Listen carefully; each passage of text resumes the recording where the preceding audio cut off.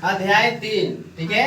अपवाह स्वरूप। क्या अपवाह का मतलब क्या होता है? बहना, ठीक है। अपवाह का मतलब क्या होता है? बहना। अपवाह द्रोणी, द्रोणी का मतलब होता है बेसिन, ठीक है।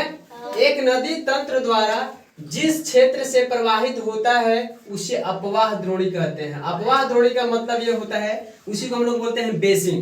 क्या बोलते हैं? बेसिन। अपवाह का मतलब होता है किसी कोई भी पानी हो, पानी को बहना, ठीक है।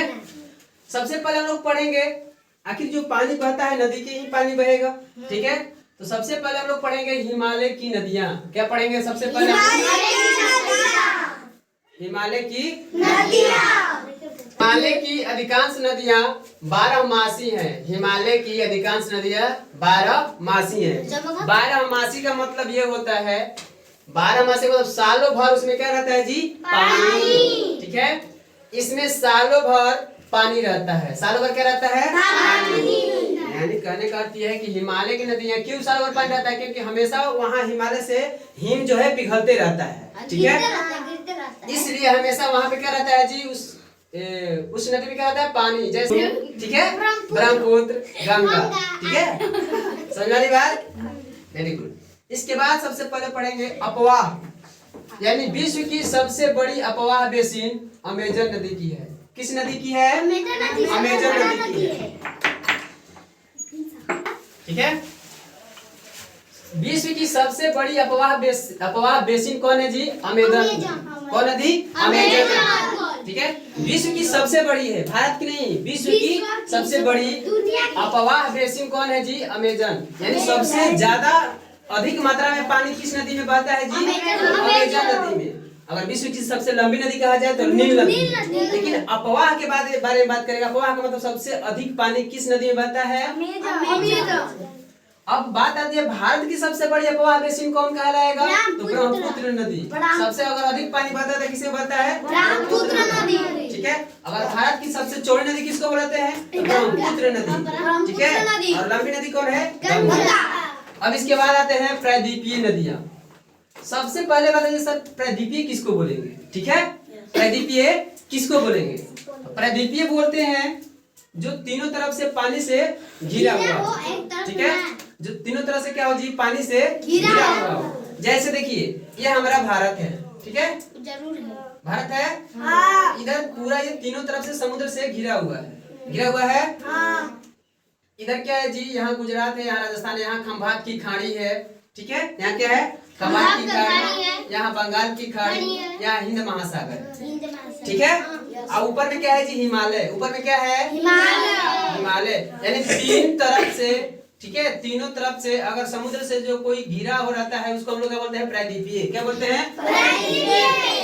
अगर ये प्रायद्वीपीय हुआ तो इसका मतलब ये भारत है, इसको बोलेंगे प्रायद्वीपीय भारत। यानी यहाँ से लेकर इतने जितने सारे राज्य इसमें है सब क्या कहलाएंगे जी? प्रायद्वीपीय भारत, ठीक है। तो प्रायद्वीपीय भारत की नदियां कौन कौन है जी? यहाँ की अधिकांश नदियां मौसमी है। मौसमी का मतलब क्या होता है जी? मानसूनी है। मानसून का मतलब ये होता है कि जब मानसून वर्षा का दिन आएगा तब ये नदियां चलेंगी, अन्यथा इसी नदी में पानी नहीं रहता है। जिसका मुख्य स्रोत क्या है जी? वर्षा का जल, ठीक है। प्रायद्वीपीय नदियां जो होती हैं उनका मुख्य स्रोत क्या जी? वर्षा का जल। समझ आ रही बात? हिमालय की नदियां का मतलब होता है अगर हिमालय की नदियां अगर चलती हैं तो हिम के पिघलने से। और प्रायद्वीपीय नदियां जो होती हैं वो क्या होती हैं जी? प्रायद्वीपीय जो नदियां होती हैं वो होती है जो मौसमी वर्षा से, यानी मौसम जब आता है, बारिश होता है, तभी वो क्या होता है जी? जल उसमें रहता है, ठीक है। इसके बाद एक नोट हम लोग पढ़ते हैं। नोट का मतलब ये होता है गिलगिट गॉर्ज। कहाँ है जी? लद्दाख में। गिलगिट गॉर्ज किस राज्य में है? लद्दाख। अब बात है सर गॉर्ज किसको बोलते हैं? गॉर्ज, गॉर्ज का मतलब ये होता है जब कोई पहाड़, ठीक है, जब एक कोई पहाड़ है, मान लीजिए कोई पहाड़ है, यहाँ से लेकर के यहाँ तक कोई पहाड़ है, ठीक है। यहाँ से पूरा क्या है जी? पहाड़, ठीक है। इस पहाड़ में, ठीक है, इस पहाड़ में यहाँ से कोई नदी निकल रही है, ठीक है। हाँ। और इस पहाड़ को, ठीक है, काट कर करके ये नदी इधर से निकल जाती है, ठीक है। तो इसी को हम लोग क्या बोलते हैं जी? गॉर्ज। इसी को हम लोग क्या बोलते हैं? गॉर्ज। जब कोई नदियां, ठीक है, जब कोई नदी किसी पहाड़ को कट करके रास्ता बनाते हुए निकल जाती है उसी को हम लोग बोलते हैं गॉर्ज। तो यही एक गिलगिट गौर जो है, ये गिलगिट गौर ना सिंधु नदी बनाती है, आगे हम लोग पढ़ेंगे। गिलगिट गौर जो है किस राज्य में है, तो लद्दाख। अब हम लोग पढ़ेंगे भारत की प्रमुख नदियाँ। भारत की प्रमुख नदियाँ।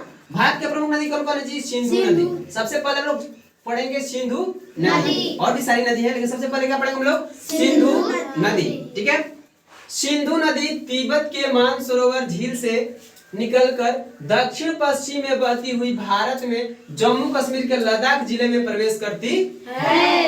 यहाँ आपको मान लीजिए भारत का जो नक्शा है, ठीक है, ये भारत है यहाँ से, ठीक है, और यहाँ पे क्या है जी? चाइना।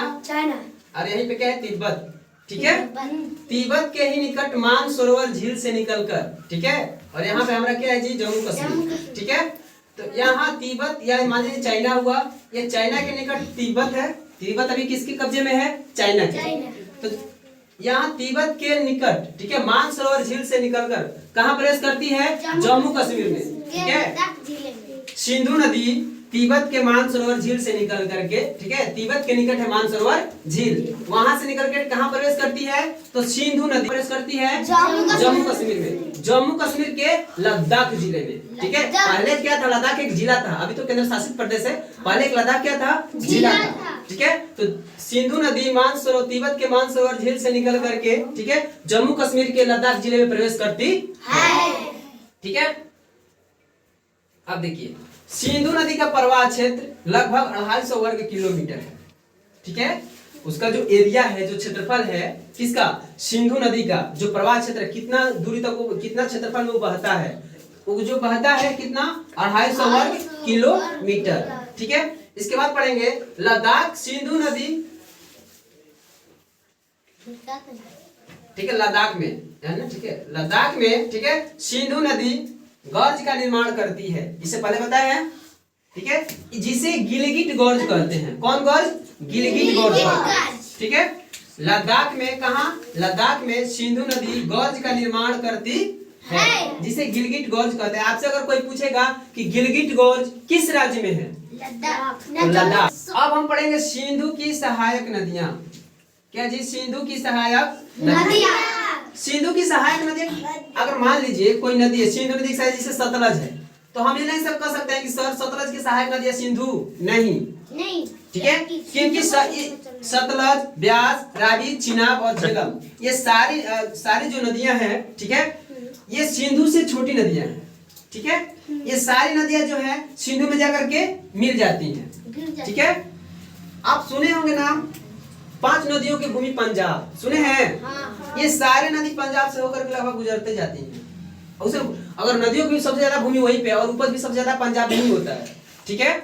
इसमें से एक ब्यास नदी है। एक कौन नदी है? ब्यास नदी है। ठीक है। ये जो ब्यास नदी है जाती तो है, लेकिन ये सारे नदी पाकिस्तान में जाती हैं। ठीक है। ये सारे के जितने भी इसके सहायक नदियां हैं, सिंधु नदी भी पंजाब में जाती है, पाकिस्तान में जाती है। ठीक है। लेकिन ब्यास जो नदी है पंजाब में जाकर के पंजाब में ही रह जाती है। ठीक है। ये हम लोग का जो भारत का पंजाब है उसी में सीमित रह जाती है। पाकिस्तान में भी पंजाब है। ठीक है। ठीक है। सिंध प्रांत, तो ये जो ब्यास नदी है पंजाब में ही रह जाती है, पाकिस्तान में नहीं जाती है। अगर आपसे कोई पूछता है कि कौन भारत की कौन सी ऐसी नदी है, ठीक है, ठीक है, जो बता जाएगा कि सिंधु की सहायक नदियां हैं, लेकिन उसमें सहायक नदी से कौन सी ऐसी नदी है जो पाकिस्तान में प्रवेश नहीं करती है? कौन है? बाकी सब नदी पाकिस्तान में प्रवेश करती है। ठीक है। अब हम लोग पढ़ेंगे दूसरा गंगा नदी। ठीक है।